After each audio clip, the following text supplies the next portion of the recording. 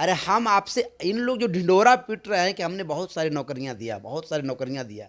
मेरा सवाल ये है कि जो महिलाएं के पास में 1 साल का बच्चा, अब 3 महीने का बच्चा है, और नमस्कार, मेरा नाम प्रिंस मिश्रा है और अभी आप एक न्यूज़ 24 देख रहे हैं। और अभी हम लोग जो है हम के प्रदेश कार्यालय में उपस्थित हैं और हमारे साथ बातचीत करने के लिए हम के प्रदेश प्रवक्ता राकेश रंजन है। मैं उनसे जानूंगा, सर, शिक्षक भर्ती प्रक्रिया को लेकर के जो जो विवाद अभी चल रहा है उसको लेकर के आप क्या कहेंगे? क्योंकि कल जीतन राम मांझी भी बोले थे कि जो पैसा देते हैं उनका ही सिलेक्शन होता है, तो इसको लेकर के आप क्या बोल रहे हो?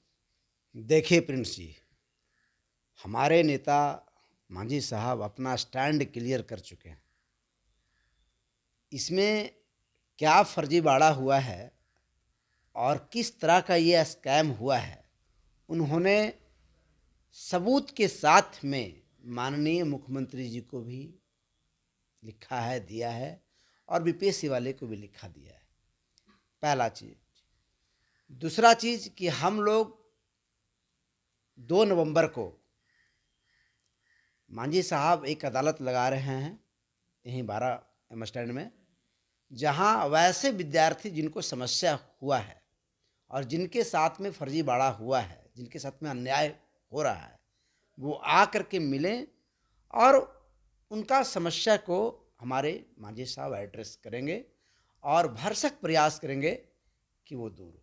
पहला चीज़। दूसरा चीज़ कि हर एक जिला में हम लोग कल 2 नवंबर को धरना प्रदर्शन भी दे रहे हैं। आप अगर दो कल जो है विरोध प्रदर्शन करिएगा तो कल जो गांधी मैदान में शिक्षक नियोजित जो शिक्षक हुए उनको जो नियुक्ति पत्र दी जाएगी, तो क्या हर जिले में जो है वीडियो कॉन्फ्रेंसिंग के माध्यम से भी जो है शिक्षकों को जो नियुक्ति पत्र दी जाएगी?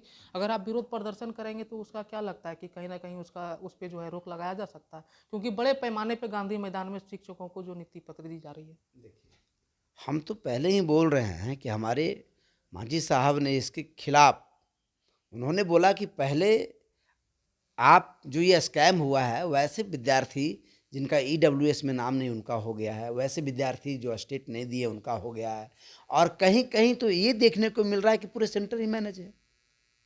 एक संभव कैसे है कि एक स्कूल में एक कमरे से लगातार रिजल्ट हो जाए? ये कैसे पॉसिबल हो सकता है? दूसरी बात है, यहाँ तो जो डोमिसाइल नीति की जो बात हो रही है, आपका बेटा का पेट नहीं भरा है और आप बाहर वाले को दे रहे हैं, तो इसमें बहुत तरह का स्कैम देखने को मिल रहा है। सबसे बड़ी बात, एक समस्या और इसमें आ रही है कि आप कह रहे हैं आप कल बांटने जा रहे हैं, नियोजित पूरा शिक्षकों का जो भी बांटने जा रहे हैं। मेरा सवाल ये है कि जो महिलाएं के पास में 1 साल का बच्चा, अब 3 महीने का बच्चा है, और आप उसको 300 किलोमीटर ना गृह जिला ना दे करके 300 किलोमीटर दूर दे रहे हैं, तो वो महिलाएं के साथ में क्या समस्या आएगा? वो अपना परिवार को कैसे मैनेज करेगा? ये आप देख रहे हैं। कहने को तो आप कह रहे हैं कि हम बहुत कुछ कर रहे हैं, लेकिन अगर धरातल पर देखा जाए तो सिर्फ समस्या ही समस्या है। और इसी चीज को रेजोल्यूशन करने के लिए, एड्रेस करने के लिए हमारे नेता मांझी साहब ने 2 नवंबर को कल एक अदालत रखा है, और उस अदालत में सारी समस्याएं सुना जाएगा, और हम लोग एक एक कार्यकर्ता से लेकर, एक एक पदाधिकारी से लेकर के इसके खिलाफ प्रदर्शन करने जा रहे हैं। और आशा ही नहीं, पूरा उम्मीद है कि हम लोग इसमें सफलता पाएंगे। अच्छा, ये बताइए, कल जो है उपेंद्र कुशवाहा भी बोल रहे थे कि जो है शिक्षक नियोजित जो शिक्षक हुए हैं बीपीएससी वाले में, पहले जो उनको गृह जिला मतलब अपने बिहार के लोगों को देना चाहिए, और 95% उन्होंने कहा कि जो बिहार के विद्यार्थियों को देना चाहिए, उसके बाद 5% जो है अदर स्टेट को देना चाहिए। तो कहाँ क्या लग रहा है कि ये बात में कहीं ना कहीं सच्चाई है, इनको एग्री करना चाहिए? देखिए प्रिंस जी, एकदम सच्चाई है।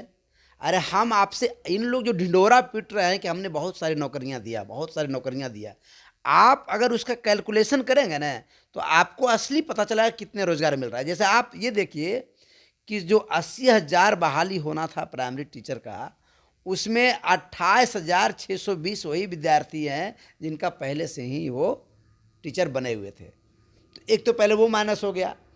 इस तरीके से उसमें तमाम कुछ, आप उसमें विद्यार्थी न के बराबर सक्सेसफुल है, सब विद्यार्थी का मैनेज हुआ है पैसा दे करके। तो जिस तरीके से लालू जी ने लैंड फॉर जॉब स्कैम किए, उसी के तर्ज पर ये मनी फॉर जॉब स्कैम है। अच्छा, आपके पार्टी में कल जब प्रेस को संबोधित किया जा रहा था तो वहाँ पे एक सूरज मांझी का एक नाम उच्चारण हो रहा था जो कि 41 नंबर उन्होंने लाया था और SC ST वर्ग से ही आते हैं, तो उनका सिलेक्शन नहीं हुआ और कट ऑफ उनका जो है 41 ही था। तो जीतन राम मांझी बोल रहे थे उन्होंने जो है पैसा नहीं दिया, उनका सिलेक्शन नहीं हुआ। तो इस पे क्या लगता है, कल वो लोग भी आएंगे और अपनी बातों को रखेंगे? हमने हमने सबको इन्फॉर्मेशन दे दिया है सोशल मीडिया के माध्यम से और चैनलों के माध्यम से और पेपर में के माध्यम से मैंने सबको इन्फॉर्मेशन दे दिया हम लोगों ने। अब हम गुजारिश करेंगे कि वैसे विद्यार्थी आएँ और उनका समस्या सुना जाएगा। आप वो एक विद्यार्थी वैसा नहीं है, कुछ कुछ विद्यार्थी तो ऐसा है जिनका मार्क्स बहुत ज़्यादा आया है, कट ऑफ से भी ज़्यादा आया है, लेकिन उनका सिलेक्शन नहीं हुआ है। और सबसे बड़ी बात हमारे मांझी साहब एक बात और बोले, उसमें देखिएगा बोले हैं क्या कि जिस विद्यार्थी का अगर कोई डॉक्यूमेंट वेरिफिकेशन में एरर है तो आप नियुक्ति पत्र देने से पहले उसको रेक्टिफाई कीजिएगा ना, कि नियुक्ति पत्र दे दीजिएगा उसके बाद रेक्टिफाई कीजिएगा। तो इस तरीके का भी उसमें प्रॉब्लम आ रहा है। तो बहुत सारी समस्याएं हैं। इस समस्या को सुनने के लिए हम लोगों ने कल एक बहुत बड़ा अदालत रखा है। हम आखिरी सवाल लेंगे, कल आप लोगों ने बोला कि जो है अदालत रखा है, विद्यार्थियों की बातों को सुनेंगे, तो क्या लगता है कि आप लोग जब बात सुनेंगे तो उनकी बातों को कहाँ तक आप निष्पादन कर पाइएगा, आपकी पार्टी कर पाएगी? देखिए, इसके लिए आप देखिए हमारे नेता बहुत जोर शोर से इस पे लगे हुए हैं और सब जगह वो प्रूफ के साथ में भेजने का काम कर रहे हैं, अपनी आवाज़ को बुलंदी के साथ में उठाने का काम कर रहे हैं।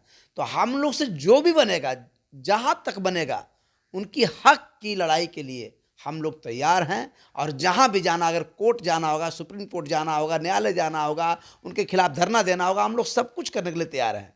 तो उनकी हक के लिए उनका सोल्यूशन मिल जाए, उनकी समस्या का समाधान हो जाए, इसके लिए हम लोग एक एक कार्यकर्ता से लेकर के पदाधिकारी से लेकर के सारे लोग उनके साथ में हैं।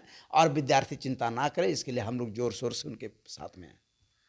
ये थे हमारे साथ राकेश रंजन, हम पार्टी के प्रदेश प्रवक्ता जिनको आप सुन रहे थे। ऐसे ही